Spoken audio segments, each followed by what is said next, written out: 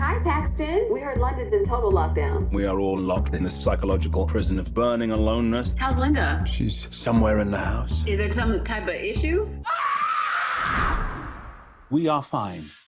So this movie was conceived in July, part of a script was shopped in September, and then it was done by the end of October. I mean, there's a lot of moving parts that go into making a movie. How did you get it all done? You know, the thing about Lockdown is that it's not only a story that's set during the pandemic, it's a movie that could only have been made during the pandemic. For all the challenges that the pandemic posed to shooting safely, it also provided us opportunities. The first of which is that Steve Knight, who wrote the script, and I were open to attempting something totally insane. Like, let's start brainstorming an idea on July 1 to start shooting in September. Like any other year, that's just never happening.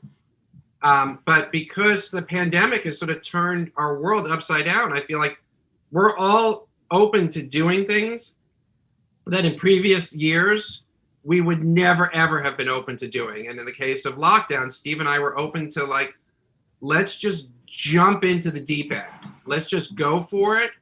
And then Anne Hathaway and Chiwetel joined us, you know, which was really even more insane because, you know, they're the faces on screen. But again, I think they're my favorite performances I've ever gotten. I mean, I've always looked at sort of the Cary Grant, Katharine Hepburn performances and wondered, like, why can't we ever get those on screen? And I feel like Anne Hathaway and Chiwetel Ejiofor got there on Lockdown. You also have, I mean, beyond them, there's like a cast of thousands in this movie. How did, you know, that would have been a nightmare to figure out in normal times, but you got all those sort of guests together. How did those all come together, and were the remotes filmed remotely? Like, how did that all work? Safety was our paramount concern making Lockdown, you know, because we're making it during the pandemic. And so one of our safety sort of procedures was that the characters who only appear on Zoom or FaceTime would shoot from the comfort of their own homes and the safety of their own homes.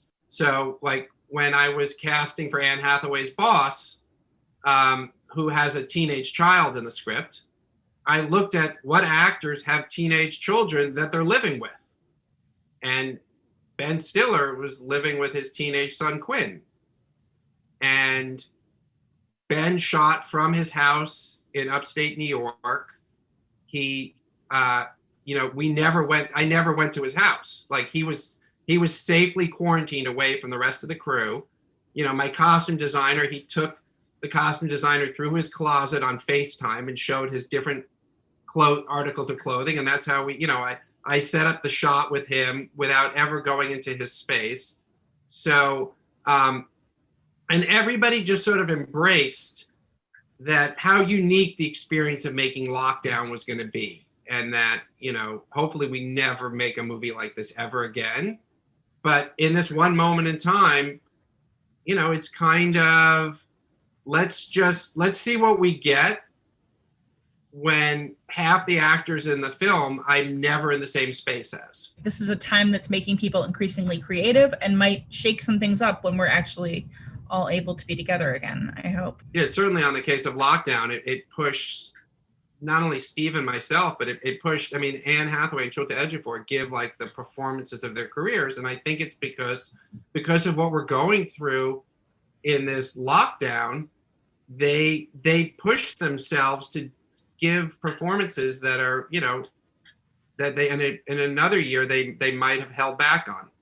Mr. Edgar Allan Poe, please report to security. It's a new dawn, it's a new day. Who'd have thought a month ago we'd be doing this?